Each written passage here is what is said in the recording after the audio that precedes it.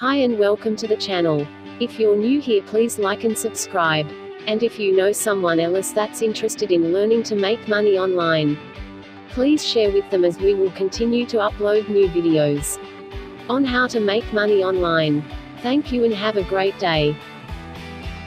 Before we get started, it is advisable that you prepare at least a few of your written email series in advance, preferably in a text notepad. So all you have to do is just copy and paste them into your follow-up email series in your autoresponder.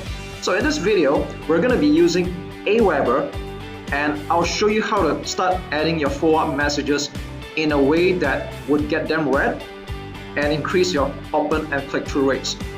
So first and foremost, be sure that you have already created your list. And even if you're using other autoresponder services, you will find that the setup is quite similar despite the different names for the features. So let's get started, okay? In Aweber, go to Messages and click on Legacy Follow-up Series. Now, if you have nothing going on just yet, you're going to see that there's nothing here except three options for you, and we're going to choose Drag and Drop Email Builder.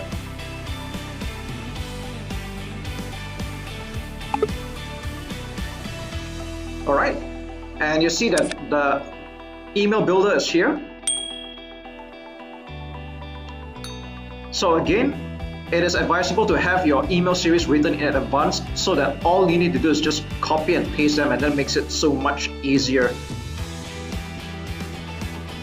So what I just did here is that I basically took a copy of my email that I written in my notepad, and I just pasted them here, and you see how fast that was.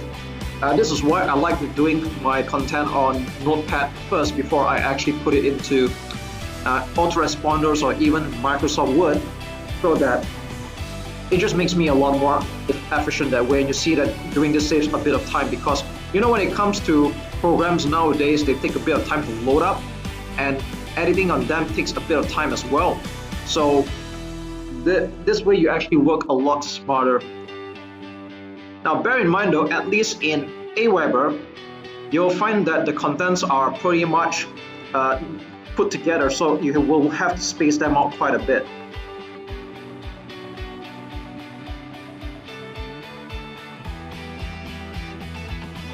Okay, so here's what you're going to do next. You're going to select everything, and over here you're going to change the font size, and it's advisable to change it along the lines of size 16. It is proven that having your font size at around 14 to 16 gets your emails open rates better and click-through rates better as well. Here's why: because with this, the readability just got better, and it will appear better as well when people or your subscribers open this in their mobile phones or tablets as well. So have this at font size 16, and the goal here is to make your email as readable as possible, easy on the eyes. And what I do here is that I take the link and I hyperlink the tabs. So I select this whole thing and I click on this icon here, or you can also press Ctrl K or Command K in Mac, and I paste the URL over here. So whatever site it is you're putting here, whether it's a download a free book or to a download page or to an affiliate link, whatever, you will want to hyperlink it, okay? This is a lot better than just pasting out your link like this. So this will help increase your click-through rate as well. So you will also notice that in the same email, I basically have 2 to 3 links, but they usually go to the same site 99% of the time. And here's why: because when people open the email for the first time, you want to have one link at least above the fold that they can click through right away, and as any of them choose to read on, they'll still get another reminder call to action at the bottom. So you'll want to have the email stuffed with at least 2 to 3 links going to the same website. I think 4 is kind of pushing it. Anything more than 4 is not good, because there's a very high chance that your email will get caught in spam. And also, as a gentle reminder, be mindful of the kind of choice of words you use in your emails. You want to avoid hypey words like guaranteed, make money fast, and things like that, because all this is just going to fit into the profile of a spammy email. And even if you're using a trusted autoresponder service like Aweber, you can still have the email go into spam because of all these words. So don't hype your emails up. Okay, now over here you can have some words in bold if you would like to. Let's just say I want this text in bold, I'll just click bold. If you want some highlighted, you can do that as well. Alright, just for the fun of it, you can select the highlight. I like to put yellow most of the time, and then at least it makes the email more readable. Okay, and finally you assign your name over here. Alright. Now you might notice at the bottom of the email here, there's this line breaker. You can do that because what's going to happen by default is that when this email goes out to your subscribers whenever they join your list, is that there's going to be a canned spam footer at the bottom. What canned spam basically is that all your unsubscribed details and your mailing list details are listed below by default. So you don't want it to be too close to your signature here. It's not going to make it look nice. So this is why I kind of space it out 3 lines here and a line breaker over here, so it doesn't get too close. But anything more than 3 lines is kind of killing it, and Aweber or any autoresponder service for the matter will not like it. Now another way you can do it and make the email look nicer is that you see there's this thing called the divider. You can drag and drop it below, and here we go. So you can delete this, make sure there's just 3 lines here, 1, 2, 3, and there's this divider over here. Now I normally like to make it 1 pixel or 2, it's totally up to you. I just put it 1 here, and at least the email looks neater right now, and at the same time it's a breakaway from the canned spam footer at the bottom. So let's review this email really quickly. Looks good. I think we can leave it alone. If you want to be fancy, feel free to, but in my experience it's better to leave your email as simple as possible. Keep it simple, professional, straight to the point, and very good readability. So you notice that I don't even stuff a lot of lines into the paragraphs. Okay, so you'll be taken to a drafts page, review it again, looks good. Click on send options and click on add to follow-up series. So since this is going to be the first email of its kind, you're going to see that there's no other option except this one, track clicks on website. Yes, just leave it by default.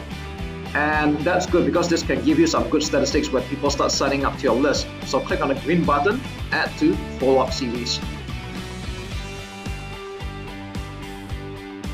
And there you go.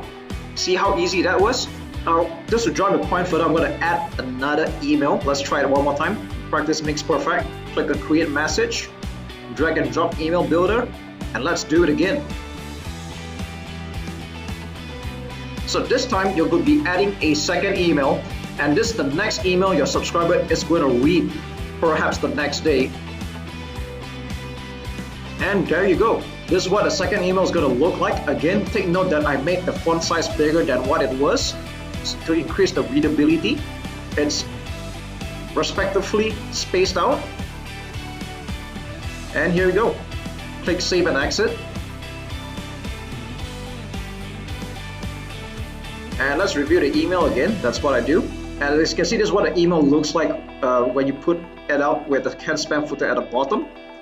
Click on send options and click on add to follow-up series. So you notice that this time the options are a little bit different than what you saw previously.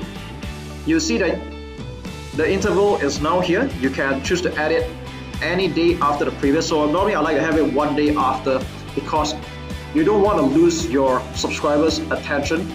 It's better send it the next day. And if you're going to have a 7-day series, for example, you want to send them on a daily basis, back to back. Next, you see there's this thing called send window. You can send any day, anytime.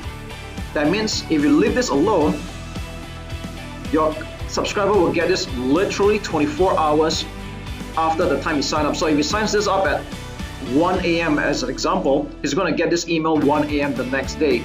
Now, this might not be a good thing, because if you want your subscriber to read it at a time where he's awake most of the time, and maybe just by chance he might be awake at a time at 1 a.m. but not all the time.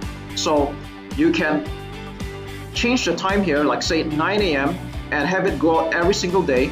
I'm going to leave this alone, okay, and click apply. So every day at 9 a.m.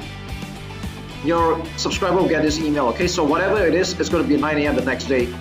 And then message options, yes, leave this alone. Track clicks on website. Send messages based on each subscriber's local time. I would highly encourage you to take this, and you're going to leave it at that. So I'm going to click to add to follow-up series, and we're done. You see how easy that was? To get started, I suggest you put in at least anywhere from 4 to 7 emails in your autoresponder to just get things going. Of course, the more emails, the better.